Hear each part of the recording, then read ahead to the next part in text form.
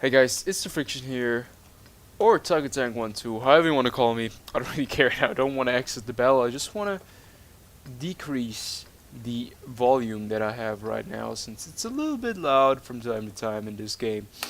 And today we definitely do not want to have any bad audio quality.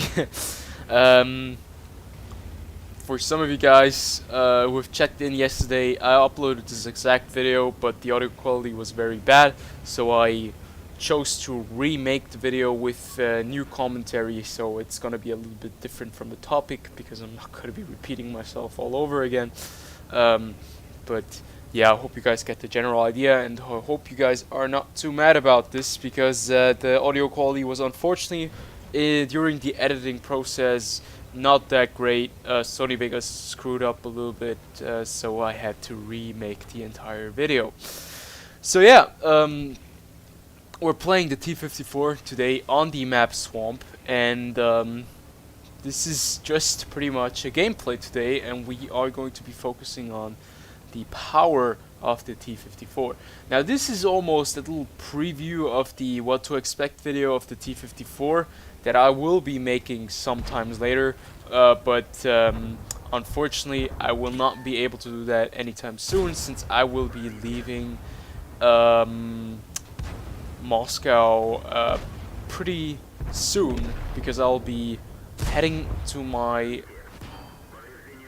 spring break, and I'll have some holidays away from Moscow. So yeah, unfortunately I cannot do that. So yeah, back to the gameplay. What we have right here is our lovely T54 bouncing everything from the enemy vehicles that are currently trying to penetrate my tank and have been failing quite considerably. Unfortunately for them, I had quite a lot of luck there, and you can just see the prowess of this T54 armor. Now this is definitely one of those vehicles that you don't want to mess with in close quarters, in my opinion, because of the rate of fire. And unfortunately right here you can see that this T30, a little bit too aggressive, pushes out, and he's gonna blame me any second now for holding this corner. And you can see that I'm holding back at least 4 or 5 tanks, and unfortunately that T30 right there got into a very bad spot. Yeah, so you can see that T54 in the right position is a very dangerous opponent. And you can see that we have been holding up at least 4 tanks right now, and pretty much we're still going ham. So yeah, that's exactly one of the reasons why I enjoy the T54 that much, because of the amazing armor for a tier 9 medium tank, and the amazing gun handling that this vehicle actually has. Unfortunately, what you will be seeing in this gameplay quite a lot is the amount of gold that I have to spend on taking out various tanks, because the 201 millimeters of pen are usually not enough to go through tier 9 heavy tanks, or even sometimes tier 9 medium tanks as the T54E1. But you will see that I have to use these shots quite excessively, unfortunately. But even with AP, there are certain situations where you can go through certain vehicles. And I think that is very important, that when you play your medium tanks, or any tank, whatever it may be, that you need to first learn the basics, and the basics are also the AP rounds, the standard rounds that you have on your vehicle. Is it AP CR, is it AP, is it HE? That you first learn how to play a tank with the standard rounds before you immediately switch over to premium rounds, because that's how you get more skill. That's how you define your skill and refine your skills if if you're not that good. And that's exactly how you know how to deal damage in certain situations, which can get quite sticky.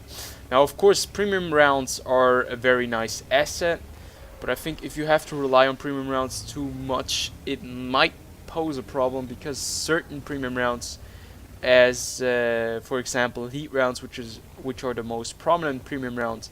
They do tend to have certain uh, backdrop effects, and that are like the heat rounds usually get like mixed up in space armor and also in tracks. So usually if you shoot the side or the tracks of a vehicle, and you shoot the tracks with high explosive anti-tank ammunition, there is a chance of you not penetrating that vehicle and you just bouncing off the tracks. Now, that doesn't usually happen that often with AP rounds, but does happen too, of course. So yeah, a little about the map and about this vehicle. The 54 is a very, very mobile tank. It's, in my opinion, like the perfect medium vehicle. It's also one of the medium tanks that has been in the game for the longest, I think, for a tier 9 medium vehicle. And it does definitely do a lot of damage if played correctly, and if used correctly at the right places at the right time. And you can just see that it's one of the most fun vehicles I can think of, because of its mobility and its versatility that you have. So yeah, this map Swamp has been added a few patches ago. Like again, used to be a very different map back in the days, and used to look very differently. It was very, very bad. Now it's actually okay. It's playable, but still not one of my favorite maps, unfortunately. And the reason being is that there are just certain spots that need to be held, and you don't usually have both of the tanks that you need, or most of the time your team just does not go to these respective locations. And one of the locations being the little village at the J2 and K2 area, and this little hill on top right here, where usually mediums go, and down here the heavy tanks go, all the heavy stuff. The tank destroyers usually camp the ridgeline, and the middle area really gets very interesting in the end phase of the game, since during the early stages of the game there are just too many dangers from the sides, the front, and from the other side. So the middle area usually is a dead zone at the beginning of the match, but it will become very interesting during later engagements. And also, if you have a light tank, that is also one of the favorite spots for light tanks to go, since they are able to cross the swamp the fastest here. And you can see now I'm actually loading heat ammo because I want to be able to pen this E75. Now I really want to win this game, and this is exactly where you can see the E75 being in a very bad spot in the swamp, and where the heat ammo really does shine. And you can see I tracked him, and with the 330mm of pen I'm able to put a nice shot into his lower plate and take him out. Now we're at 5 kills, and we're 3 against 2. This is exactly the situation where you can see the experienced players shine, and where you can really differentiate the experienced players from the new players in the game. And it's gonna get really interesting right now. So where was I before at the map? Like usually this is the area where the heavy tanks go. The middle area is usually the area where the light tanks, medium tanks, and tank destroyers. The tank destroyers usually camp on the ridgeline over here or over here, and the light tanks usually push either one of those ridgelines to get some spots for the artillery. This is a very, very good artillery map. Keep that in mind. It's very open. There are some spots that are very important, and there are only a few spots that are already safe. And this is exactly the area where the heavy tanks usually go. And the medium tanks usually are at A0, A9, and C0, where they usually battle it out to gain an advantage on either one of the flanks.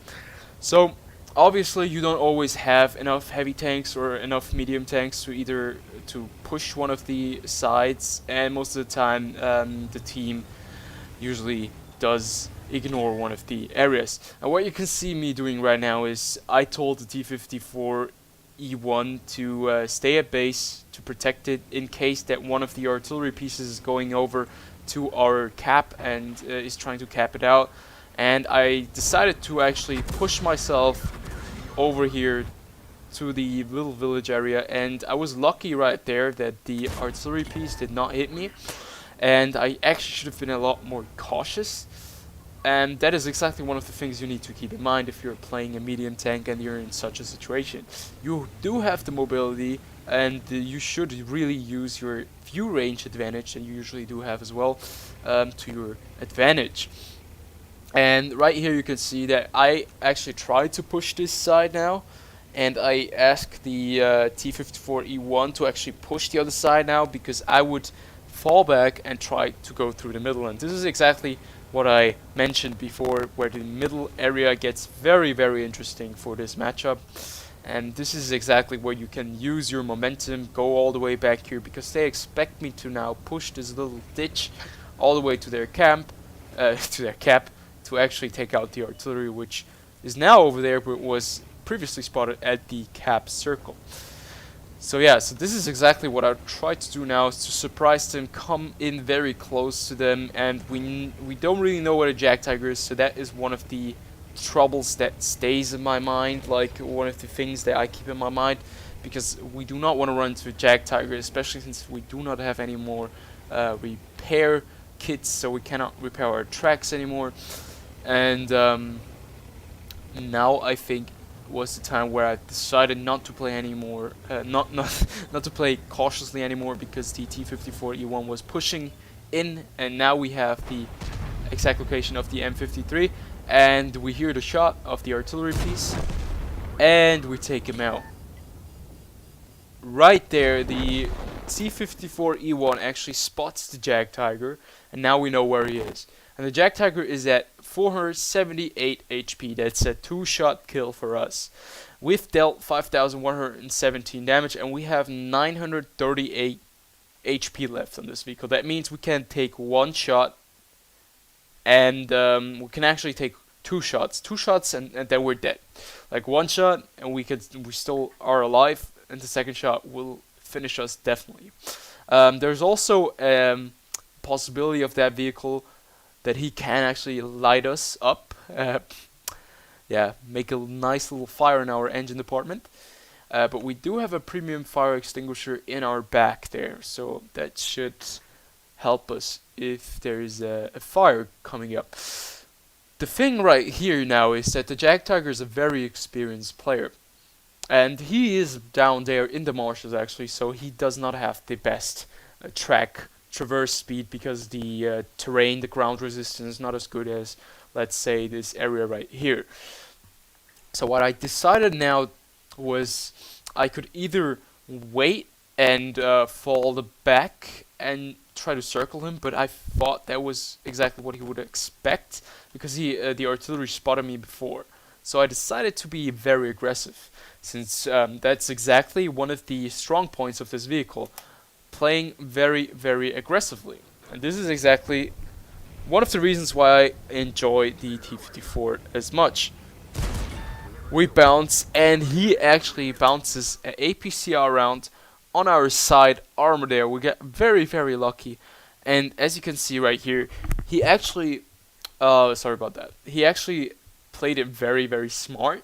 He got his ass up all the way against this little mountain, this little ridge line, and all I can do now is try to get around him, since I have to stay away from his gun. And you can see he's turning around Gretchen here, and what I really like about the new patch is, as you can see here, he got himself into a little bit of a bad spot now. It worked to his advantage at first, but since we do have the amazing track traverse speed, we do have the mobility on our vehicle, we now actually have the active side of his vehicle. Now, of course, we cannot cross behind him or circle him right now, but we can put a very nice shot into his side armor, and you can see I'm almost loaded. I put a nice shot into him. Obviously, I was I was firing heat rounds, even though it was not necessary at this point. But I fired heat rounds just to be on the safe side because I did not want to have any weird bounces. I really wanted to win this game, get the 8 kills, and play the next game. So what you can see right now is that he actually manages to turn his vehicle towards us, and we still have the side, but what the nice thing is right here for us as a medium vehicle and in patch 9.14 is that we can actually drive on this ridgeline or on this hill because we have enough friction with our tracks on this hill actually. So we are able to still go around him and shoot his side armor, and the Jag Tiger probably felt kind of foolish there because he had a very good plan and his plan was very good at this situation, definitely. But because of patch 9.14, I was able to drive on this hillside because of the ground resistance that the hillside was delivering me. So I was able to actually take out the Jag Tiger 80, not the 88, the Jag Tiger, and secure the victory for my team. So pretty much 8 kills and about 5,600 damage dealt in 20 shots, and I fired quite a lot of heat rounds, I have to say, in this match. Definitely not proud of that, but you know, sometimes you just fire your heat rounds because this vehicle does have some slight setbacks with the AP rounds, and I think that's the only real drawback of this vehicle, the pen and the gun depression, which is not ideal. But other than that, this vehicle is amazing and is definitely worth the grind for. But we'll get to that in a what to expect video, which will come a few weeks down the line. So yeah, I will upload this right now, and I hope you guys will enjoy this with some clear audio now. And I will hear from you guys, or you guys will hear from me probably, I don't know, 2 weeks from now, because I will not be in Moscow for some time now, so I will not be able to upload anything or to make any videos. So I hope you guys will understand that, and I will be back.